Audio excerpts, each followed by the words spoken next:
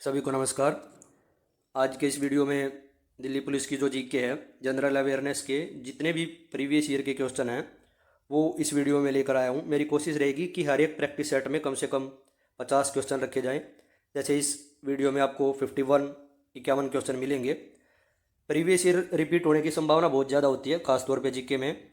और जो जीके यहाँ पूछ रहा है वो वन लाइनर फॉर्मेट में है, तो उसी हिसाब से जैसे पिछले सालों में क्वेश्चन पूछे गए हैं उन्हीं PYQ का वीडियो बनाया है। मेरी कोशिश रहेगी कि जितने भी प्रीवियस ईयर के क्वेश्चन हैं वे सब एक एक करके प्रैक्टिस सेट में मैं अवेलेबल करा पाऊँ। चलिए स्टार्ट कर लेते हैं।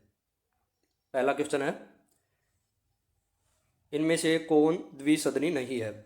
संसद की बात यहाँ पर कर रहा है। ऑप्शन देख लेते हैं। भारत में तो है द्विसदन, दो सदन हैं।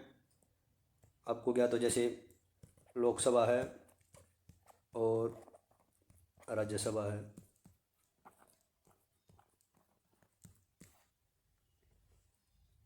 यूके यानी कि यूनाइटेड किंगडम, वहाँ भी आपको दो सदन देखने को मिलते हैं। हाउस ऑफ कॉमन है और हाउस ऑफ लॉर्ड्स है, वहाँ भी दो सदन है। USA यानी कि अमेरिका में भी दो सदन हैं, एक को प्रतिनिधि सभा बोला जाता है, दूसरे को सीनेट बोला जाता है। तो स्वीडन में दो सदन नहीं है, तो आंसर आपका स्वीडन हो जाएगा।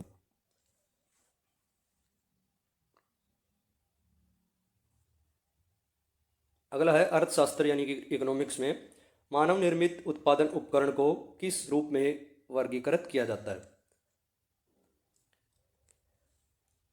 फैक्टर ऑफ प्रोडक्शन जो हैं वो मेनली चार कारक होते हैं, जैसे कि भूमि, श्रम, पूंजी और उद्यमिता, एंटरप्रेन्योरशिप। तो मानव निर्मित उत्पादन उपकरण पूछे तो आंसर हो जाएगा पूंजी।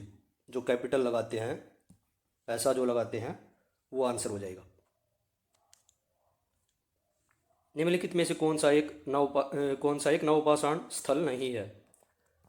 नवपाषाण स्थल, यदि इतिहास इतिहास यदि आपने पढ़ी हो तो टाइम पीरियड को तीन भागों में डिवाइड करते हैं: पुरापाषाण काल, मध्यपाषाण काल और नवपाषाण काल। तो नवपाषाण का एक स्थल ये पूछ रहा कौन सा है? कोल्डी हवा, हंगरी, आदिचनलूर और भीमबेटका। तो इनमें से जो कोल्डी हवा है ये नवपाषाण कालीन स्थल है। ये प्रयागराज में है, उत्तर प्रदेश में। और यदि इसकी अवस्थिति पूछे तो बेलन घाटी में है। एक खास बात और है, यहाँ से चावल का जो साक्ष्य है वो प्राप्त हुआ था। नेक्स्ट है, निम्न में से किस नक्षत्र को द ग्रेट बियर के नाम से भी जाना जाता है? ऑप्शन है कैसी ओपिया, सप्तऋषि, सीरियस या फिर मृगशीर्ष जो ओरियन है उसको। तो द ग्रेट बियर जो है, बिल्कुल डायरेक्ट क्वेश्चन है, वो डेडिकेटेड या सप्तऋषि को बोला जाता है द ग्रेट बियर। 7 तारे हैं इसमें, 4 तो जैसे चौकोर फॉर्म में हैं और 3 जो है वो तिरछी लाइनिंग में आपको देखने को मिलते हैं। इसी का एक नाम और भी है सप्तऋषि का ही, इसको अरसा मेजर भी बोलते हैं। सप्तऋषि कहे, अरसा मेजर कहे या द ग्रेट बियर कहे, ये इसी के नाम है। 7 तारे हैं, ये भी याद रखने हैं।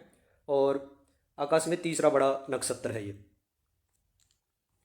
नेक्स्ट है, भारतीय के संविधान के जनक किसे माना जाता है? तो आंसर हो जाएगा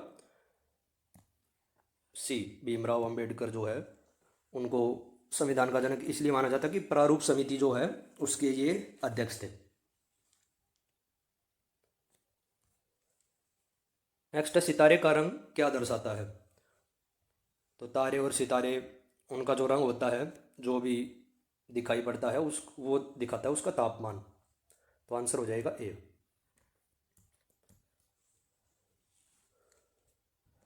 एक चीज़ और छोटी सी मैं यहाँ बताना चाहूँगा कि यदि कम तापमान है, उस सितारे का तापमान यदि कम है तो उसका जो रंग जो दिखाई देगा वो लाल होता है। और यदि उसका तापमान अधिक है तो उसका रंग नीला दिखाई देगा आपको। ये भी साथ साथ नोट करते चलिए आप। नेक्स्ट है, ध्वनि का मात्रक है? तो आंसर हो जाएगा डेसिबल। सी जो है वो करेक्ट उत्तर है। डेसिमल दशमलव को बोलते हैं, और बिट और बाइट कंप्यूटर से जो मेमोरी से रिलेटेड है। जैसे एक बाइट में 8 बिट होते हैं, ये भी कई बार MCQ GK में पूछ लेता है। तो सी आंसर जो है डेसिबल ठीक आंसर हो जाएगा। ध्यान से पढ़ना है, कई जो बच्चे हैं यहाँ ए और सी में थोड़े से कन्फ्यूज होने की संभावना है, तो ऑप्शन जरूर ध्यान से पढ़िए आप जब भी टिक मार्क करें। निम्न में से कौन सा पुरातात्विक स्थल गुजरात राज्य के बाहर स्थित है, यानी जो गुजरात में नहीं है। अमनपुर है गुजरात में ही है, धोलावीरा भी गुजरात में भी है, राखी गड्डी नहीं है गुजरात में, रंगपुर भी गुजरात में है, राखी गड्डी है हरियाणा में। बड़े पुरातात्विक स्थलों में है राखी गड्डी, तो सी आंसर हो जाएगा। और यदि इसके बारे में पूछे तो 1969 में 1969 में सूरजबान के नेतृत्व में यहाँ उत्खनन हुआ था, ये भी याद रख लेना।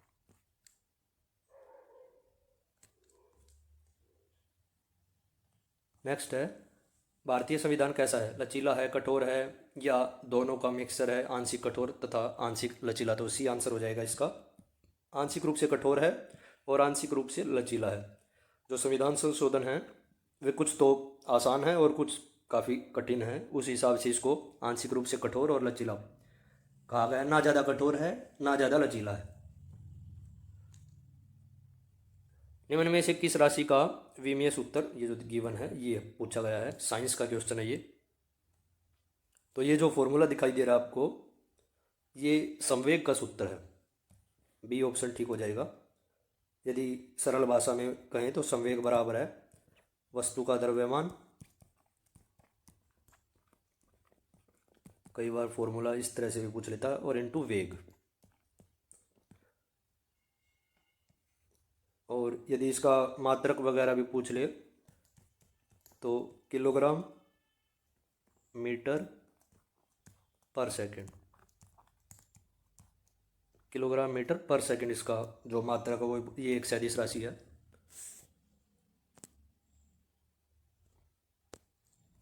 नेक्स्ट है, निम्न में से कौन सा तारामंडल नहीं है, ओरियन, सप्तऋषि, टोरस और इंडोना।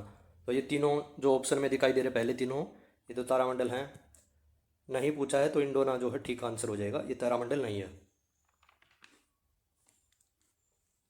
नेक्स्ट है, लाभ के गत्यात्मक सिद्धांत का प्रतिपादन जो है वो किसने किया था। गत्यात्मक सिद्धांत को इंग्लिश में डायनामिक जो थ्योरी है प्रॉफिट की, वो पूछेगा किसने दी थी। प्रॉफिट की जो डायनामिक थ्योरी है वो JB क्लार्क ने दी थी, तो ए ऑप्शन जो है वो ठीक हो जाएगा। इन्होंने क्या कहा था ये भी सुन लीजिए। इन्होंने कहा था कि लाभ जो है वो हमेशा गतिशील अवस्था में रहता है, और लाभ जो है वो डिमांड के अनुसार कम या ज़्यादा होता रहता है। तो डायनामिक थ्योरी ऑफ प्रॉफिट पूछे या लाभ का गत्यात्मक सिद्धांत का प्रतिपादन पूछे तो JB क्लार्क याद रखेंगे आप। नेक्स्ट है, निम्न में से कौन सा शब्द बड़े पत्थरों से निर्मित या उनसे युक्त स्मारकों से संबंधित है। तो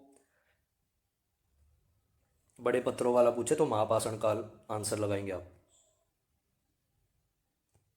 ये जो हो ठीक आंसर हो जाएगा। महापाषाण का मतलब ये है बड़े बड़े पत्थर, ऐसे बड़े पत्थर या शिलालेख या शिला जिसका यूज जो है किसी स्तंभ को स्मारक को निर्माण के लिए किया जाता है, उसको महापाषाण बोलते हैं। भारत में जो इनके प्रमाण है वो मस्की है, जैसे नागार्जुन कोंडा है वहाँ से प्राप्त हुए। तो इतना याद रखेंगे, ऐसे बड़े पत्थर जिसका उपयोग किसी स्तंभ या स्मारक के निर्माण के लिए किया जाता है उसको महापाषाण को बोलते हैं। और वो काल हो गया फिर महापाषाण काल, कौन से काल से रिलेटेड है।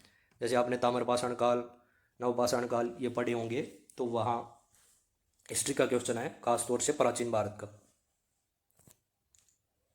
भारत का संविधान किस वर्ष लागू हुआ था, तो ये हो जाएगा ए ऑप्शन, और ये ऑप्शन हो जाएगा 1950। यदि ये भी पूछे कि कब बनकर तैयार हुआ था तो वो डेट भी याद रखेंगे, 26 नवंबर 1949 को बनकर तैयार हो गया था। लेकिन क्योंकि यदि आपको कांग्रेस का लाहौर अधिवेशन याद हो 1929 में, तो उसमें ये संकल्प या ये प्रस्ताव पारित किया गया था कि अगले वर्ष जो 26 जनवरी 1930 होगा उसको पहला स्वतंत्रता दिवस मनाएंगे, झंडा फहराएंगे रावी नदी के तट पर। आपको याद होगा वो सम्मेलन बहुत पॉपुलर है, जवाहरलाल नेहरू उसके अध्यक्ष थे। तो उस दिन को यादगार बनाने के लिए क्योंकि ये 26 नवंबर 1949 को संविधान बन चुका था, लेकिन लागू जो है वो फिर 26 जनवरी 1950 को पूर्ण रूप से लागू किया गया।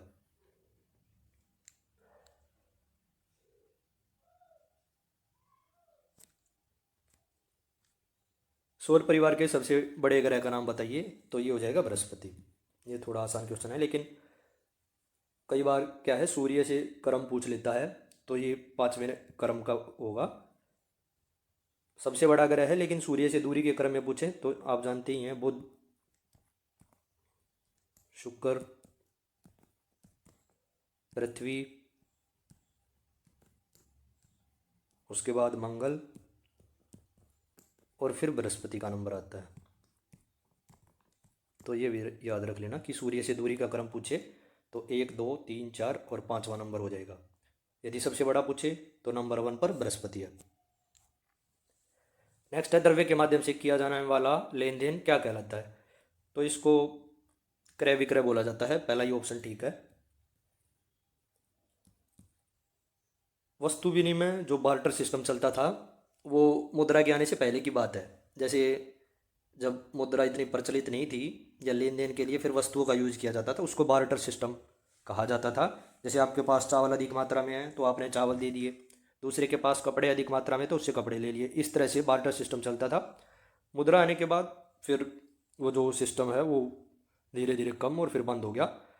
तो द्रव्य के माध्यम से जो लेन देन किया जाता है उसको क्रय विक्रय बोलते हैं।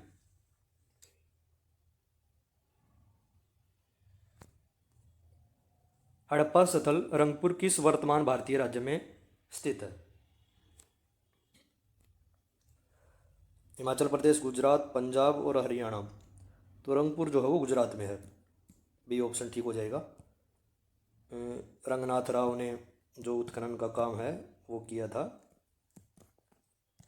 और ये यदि रंगपुर पूछे तो ये काठियावाड़ प्रायद्वीप में पड़ता है, गुजरात में। और 1953 और 54 में ये रंगनाथ राव के नेतृत्व में जो उत्खनन हुआ था वहाँ प्रकाश में कई चीज़ें आई थी रंगपुर के। निम्नलिखित में से किस वर्ष लॉर्ड नॉर्थ विनिमय अधिनियम पारित किया गया था?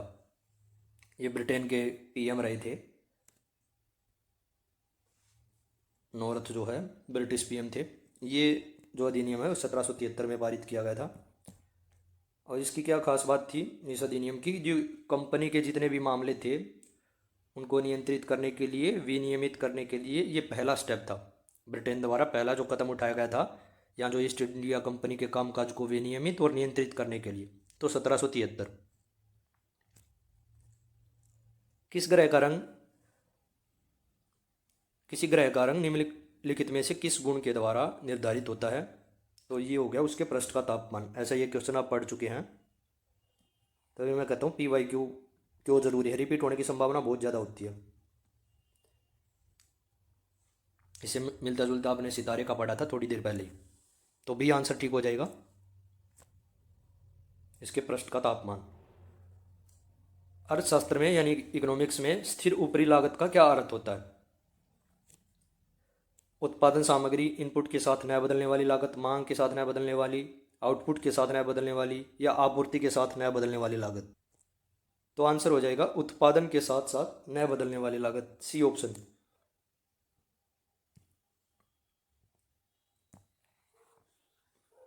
ऐसी लागत जो उत्पादन के साथ साथ या आउटपुट के साथ साथ नहीं बदलती है उसको स्थिर ऊपरी लागत कहा जाता है। यदि इकोनॉमिक्स आपने पढ़ी हो तो एक स्थिर लागत होती है जिसको फिक्स्ड कॉस्ट बोलते हैं। एक वेरिएबल स्थिर लागत या फिक्स्ड कॉस्ट का मतलब ये हुआ कि आप उत्पादन कम कर रहे हैं ज़्यादा कर रहे हैं वो आएगी ही आएगी।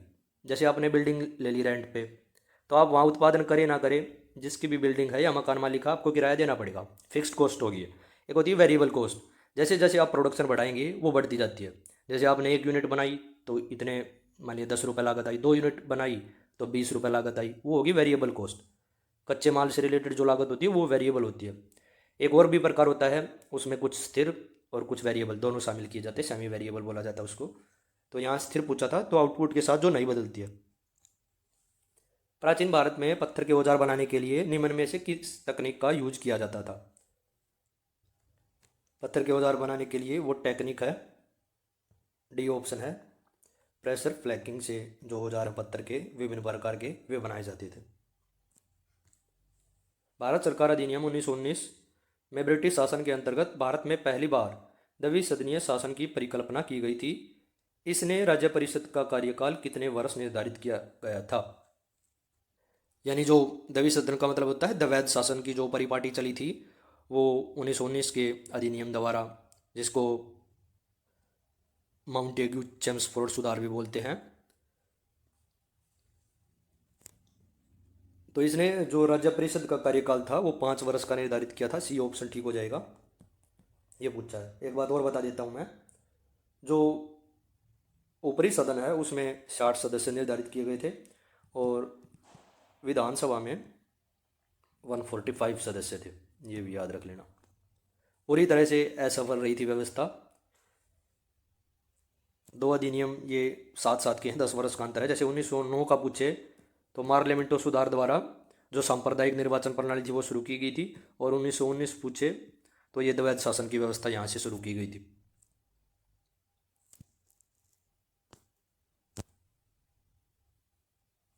नेक्स्ट है, सूर्य का ऊर्जा का स्रोत क्या है? ये काफ़ी कॉमन क्वेश्चन है, बहुत बार रिपीट होता है।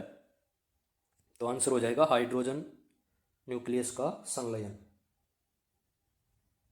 एक होता है विखंडन तोड़ना और संलयन होता है मिलना। जैसे दो हल्के जो नाभिक होते हैं वे भारी तत्व या भारी नाभिक की रचना कर लेते हैं मिल के, और विखंडन में टूट जाते हैं। तो सूर्य की ऊर्जा का स्रोत पूछे तो संलयन, हाइड्रोजन न्यूक्लियस का संलयन। सतत आर्थिक विकास का क्या तात्पर्य है? आर्थिक विकास की ऊंची दर, पर्यावरण को हानि पहुंचाए बिना विकास, कर्मचारी वर्ग के लिए विकास से संबंधित आर्थिक विकास, या उपयुक्त में से कोई नहीं।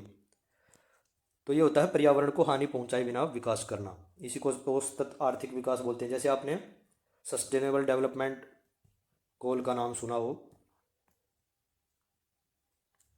अगली पीढ़ी जो आपके बाद आने वाली है उनको भी दिक्कत ना आए, इस प्रकार से विकास करें आप रिसोर्सेज को ख़त्म कर देंगे तो फिर अगली पीढ़ी के लिए कुछ बचेगा नहीं। तो विकास भी करें तो इस तरह से करें कि पर्यावरण को हानि ना पहुंचे, ताकि अगली पीढ़ी के लिए भी कुछ बचा रहे। सस्टेनेबल डेवलपमेंट गोल जो यूएन द्वारा अपनाए गए थे 17 हैं ये, और भी डीप में पूछे तो 2015 में यूएन ने अपनाया था इनको, और इनका लक्ष्य है कि 2030 तक ये 17 गोल पूरे कर लिए जाएं।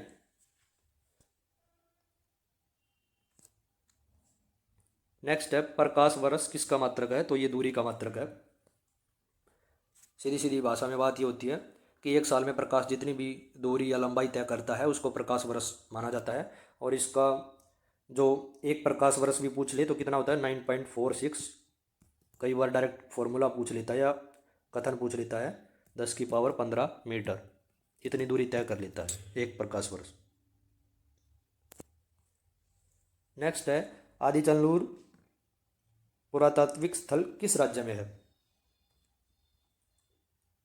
तो ये है तमिलनाडु में। ये डायरेक्ट क्वेश्चन है, ज़्यादा सोचने विचारने की भी बात नहीं है, क्योंकि जो लोकेशन है वो वहीं रहेगी, बदल नहीं जाएगी।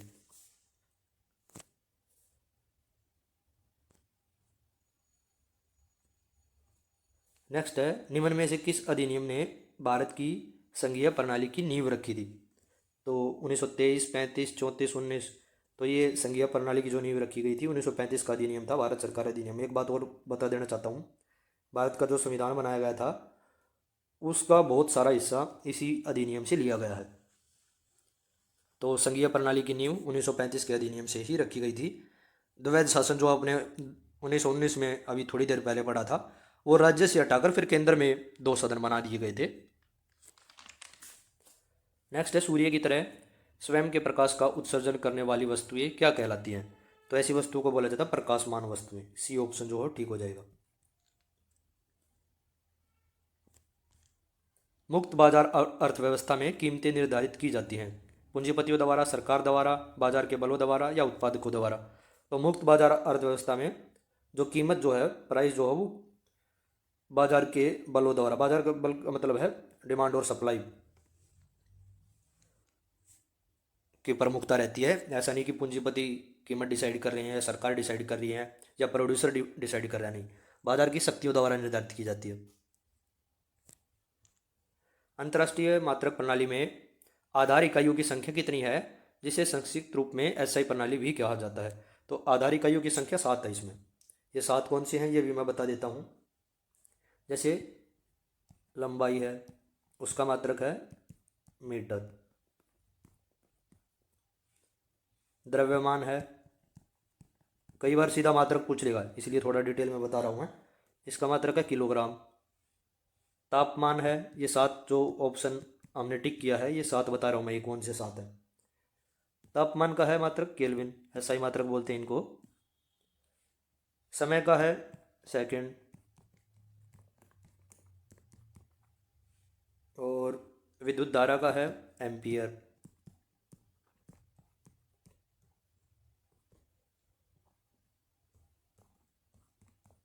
और इसके बाद जैसे ज्योति तीव्रता है,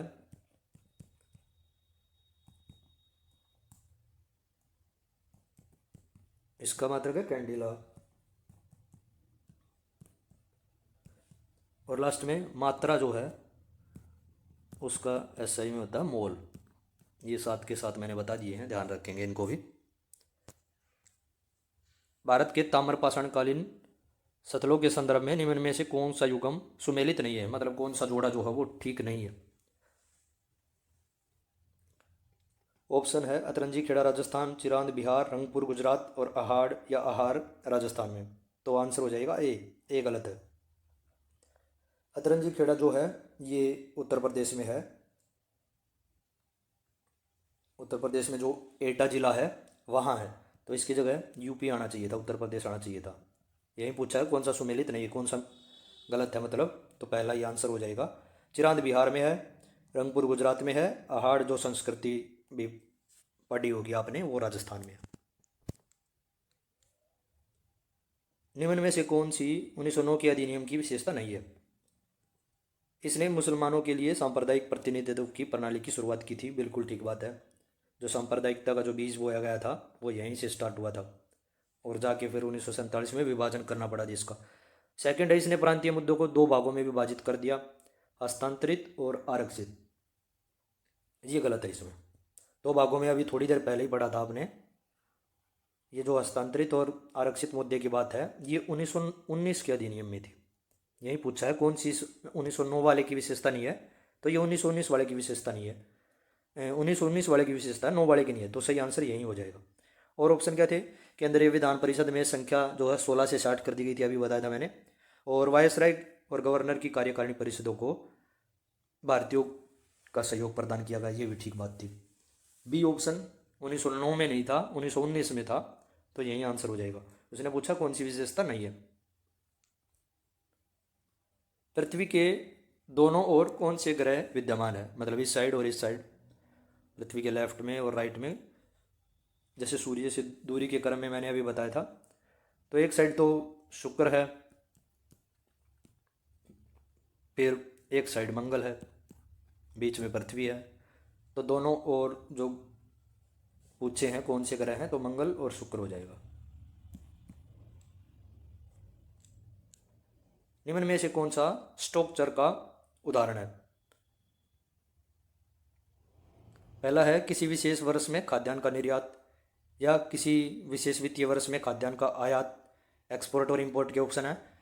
या तीसरा है किसी देश में खाद्यान्न का वार्षिक उत्पादन। और अगला है वित्तीय वर्ष के पहले दिन, मतलब शुरू वाले दिन सभी गोदाम में उपलब्ध खाद्यान्न की मात्रा। तो ओपनिंग स्टॉक की बात कर रहा है, यही आंसर हो जाएगा डी। वित्तीय वर्ष के पहले दिन सभी गोदामों में खाद्यान्न या अनाज की कितनी मात्रा उपलब्ध है, उसी को स्टॉकचर बोलते हैं। नेक्स्ट है, निम्न में से कौन सा स्थल प्राचीन भारत के कुत्तों के पालन का प्रमाण मिला वहाँ पे, तो ये है बुरुजहोम। डायरेक्ट क्वेश्चन है, बुरुजहोम है जम्मू कश्मीर में। और एक और है गुफकराल जो स्थल है वो भी बुरुजहोम, और ये जो दोनों ही जम्मू कश्मीर में है। कुत्ते के पालन का प्रमाण जो है वो मिला है बुरुजहोम जम्मू कश्मीर। लोकतांत्रिक शासन प्रणाली के लिए निम्न में से क्या आवश्यक है। स्वतंत्र और निष्पक्ष चुनाव, अवसर की समानता, अधिकारों का संरक्षण, या उपरोक्त सभी। तो आंसर हो जाएगा उपरोक्त सभी। एक लोकतंत्र के लिए, डेमोक्रेसी के लिए ये सारे ही जरूरी हैं। सबसे छोटा ग्रह है तो यह है बुध, 88 दिन में ही परिक्रमा कर लेता है और वायुमंडल का इसमें अभाव है। इनमें से सबसे छोटा पूछा है पृथ्वी, शनि, शुक्र और बुध, तो इनमें सबसे छोटा है बुध।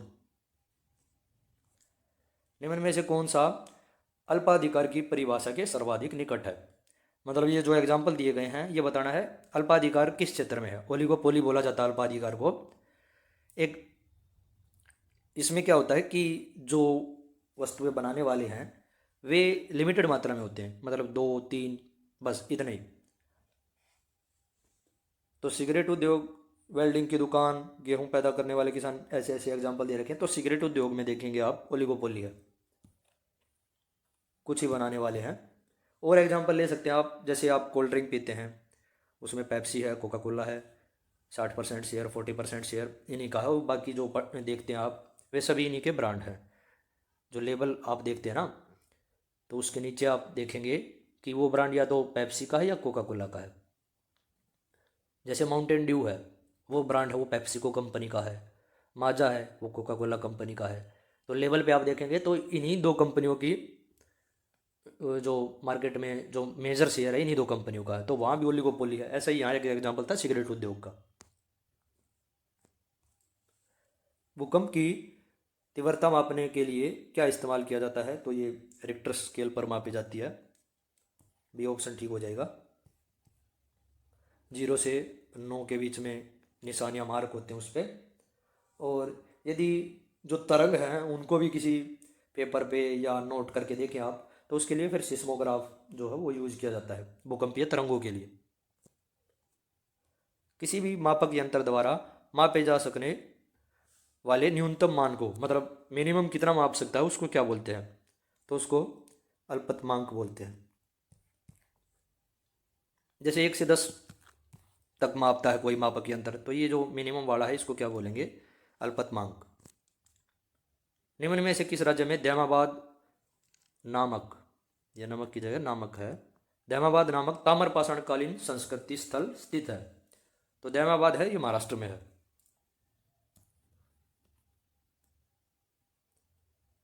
और ताम्रपाषाण स्थल की या ताम्रपाषाण युग की क्या विशेषता है कि ताम्र यानी कि तांबा प्लस पत्थर के संयुक्त उपयोग के साक्ष्य हैं। और ये महाराष्ट्र में और भी हैं, जैसे दैमाबाद है, ये तो आपने यहाँ पढ़ लिया। और एक और है इनाम गांव, ये भी बहुत पॉपुलर है। जोरवे संस्कृति जो है वो इसी क्षेत्र में विकसित हुई थी। और उसका काल भी पूछे तो 1500 से 900 ईसा पूर्व जोरवे संस्कृति महाराष्ट्र, और केंद्र है दैमाबाद और इनाम गांव। नेक्स्ट है 1946 में जो अंतरिम सरकार बनी थी पंडित जवाहरलाल नेहरू के नेतृत्व में, उसमें गृह और सूचना और प्रसारण मंत्री कौन थे? तो ये थे सरदार वल्लभ भाई पटेल। ए ऑप्शन ठीक हो जाएगा। भारत के लौह पुरुष के रूप में जाना जाता है। जो 562 देशी रियासतें थी उनको भारत में मिलाने का श्रेय दिया जाता है इनको। और 31 अक्टूबर को इन्हीं के जन्मदिवस के उपलक्ष्य में राष्ट्रीय एकता दिवस भी मनाया जाता है, ये भी याद रख लेना। 31 अक्टूबर राष्ट्रीय एकता दिवस। और गुजरात के केवड़िया में इनकी जो प्रतिमा है वो भी बहुत पॉपुलर है। भूकंप के स्रोत केंद्र को क्या कहा जाता है? तो जो स्रोत का केंद्र होता है वो भूकंप का, उसको एपिसेंटर बोलते हैं। ये आंसर ठीक हो जाएगा। हिंदी में पूछें तो अधिकेंद्र या ऊपरी केंद्र भी इसी का नाम है। अधिकेंद्र या ऊपरी केंद्र। एक चीज़ और बताना चाहूँगा, जहाँ से भूकंप का उद्गम होता है उसको फोकस बोलते हैं। भूकंप का उद्गम केंद्र पूछे तो फोकस है। और इसके ठीक 90 डिग्री के कोण पर यदि ठीक आप भूमि पर आ जाएंगे तो वो जो पृथ्वी की सतह का है उसको एपिसेंटर बोला जाता है। निम्न में से कौन भुगतान कारक का कोई उदाहरण नहीं है? फैक्टर ऑफ, तो पेमेंट वाले पूछ रहा है। मजदूरी है, यदि सिंपल भाषा में देखें हाँ तो पे करते हैं। किराया भी, ब्याज भी, निवेश नहीं है, ये इन्वेस्टमेंट है।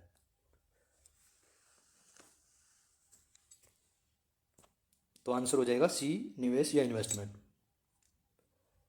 जूल किलोग्राम किसकी इकाई है, ये पूछ रहा है। तो ये गुरुत्वीय विभव की इकाई होती है। गुरुत्वीय विभव क्या होता है, थोड़ी नई सी टर्म है, थोड़ा इसका भी बता देता हूँ। एक कोई जैसे कोई पिंड है, एकांक द्रव्यमान को कोई पिंड है, वो अनंत से यदि पृथ्वी के गुरुत्वीय क्षेत्र में आता है तो उसमें जो उसको कार्य करना पड़ता है उसको गुरुत्वीय विभव बोलते हैं। जैसे आपने फॉर्मूला भी पढ़ा होगा, V=W/, जो m होता है वो इसका फॉर्मूला होता है। तो एकांक द्रव्यमान के पिंड को अनंत से पृथ्वी के गुरुत्वीय क्षेत्र में किसी बिंदु तक लाने के लिए जो भी कार्य करना पड़ता है उसको गुरुत्वीय विभव बोलते हैं।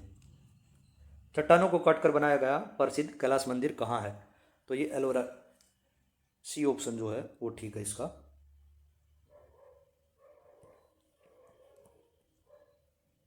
एलोरा की जो गुफाएं हैं वो महाराष्ट्र में हैं। महाराष्ट्र में भी पूछे तो जिला है औरंगाबाद। और ये जो एलोरा का जो कैलाश मंदिर है ये बनवाया था, ये राष्ट्रकूट शासक हैं और नाम था कृष्ण प्रथम, कृष्ण फर्स्ट या कृष्ण प्रथम। कंदरिया महादेव मंदिर कहाँ स्थित है? तो ये है खजुराहो में। खजुराहो के जो मंदिर हैं वे चंदेल शासकों द्वारा बनाए गए थे। यहीं पर है कंदरिया महादेव, शिव को समर्पित मंदिर है।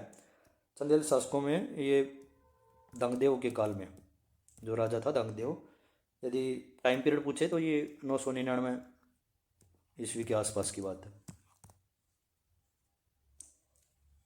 मध्य प्रदेश में है खजुराहो। नेक्स्ट है, विश्व के सबसे बड़े हिंदू मंदिर का नाम बताइए। मीनाक्षी, झंडेवाला, अंकोर वाट या अक्षरधाम? तो अंकोर वाट का जो मंदिर है वो सबसे बड़ा हिंदू मंदिर है। कहाँ पर है ये? कंबोडिया में है। और निर्माण जो कराया गया था वो राजा है सूर्यवर्मन द्वितीय। ये विष्णु मंदिर है, लेकिन यदि ध्यान से देखें तो काफ़ी जगह बौद्ध जो वास्तुकला है उसका भी प्रभाव दिखाई देता है। लाल चांद या ब्लड मून का संबंध है? तो आंसर हो जाएगा चंद्र ग्रहण।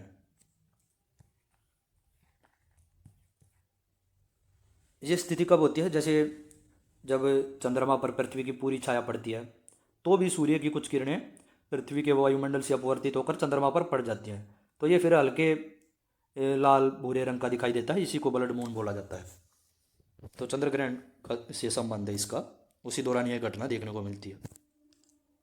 निम्न में से कौन सा एक पुरापाषाण स्थल है?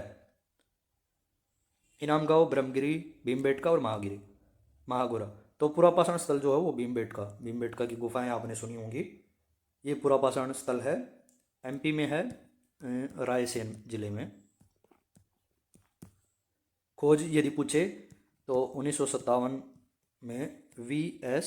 वाकनकर या वाकणकर द्वारा इनकी खोज की गई थी। और ये विश्व धरोहर स्थल भी है। 2003 में इसको यूनेस्को के विश्व धरोहर स्थल में भी शामिल किया गया था। ये भी ध्यान रख लेना, आप पूछ लेता कई बार। प्रत्येक उत्पादन भूमि, श्रम, भौतिक पूंजी और मानवीय पूंजी को मिलाकर आयोजित किया जाता है, जो कि डैश के रूप में भी माना जाता है। इसको फैक्टर ऑफ प्रोडक्शन बोलते हैं। ये जितने भी कारक दिए गए हैं तो ये उत्पादन के कारक हैं। उत्पादन के कारक के रूप में ही श्रम, मशीनें, भूमि, कच्चा माल, भौतिक पूंजी यानी कि जो मनी आप लगाते हैं, और मानवीय पूंजी जो मनुष्य के रूप में होती है, जितनी जैसे दिमागी रूप से इनको सबको मिलाने का या इकट्ठे करने का जो कार्य करता है वो मानव ही करता है, उसको फिर मानवीय पूंजी बोला जाता है।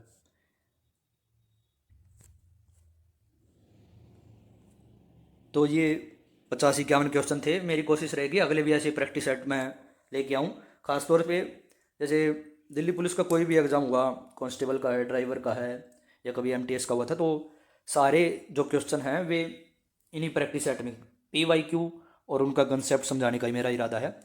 ऐसे ही यदि जिस प्रकार का आप रिस्पॉन्स देंगे तो जितने भी PYQ आए हुए हैं प्रीवियस ईयर क्वेश्चन पिछले सालों के पर्सन में, वे सारे एक प्ले लिस्ट बना दूंगा मैं, वो फिर यहीं कवर हो जाएंगे आपके।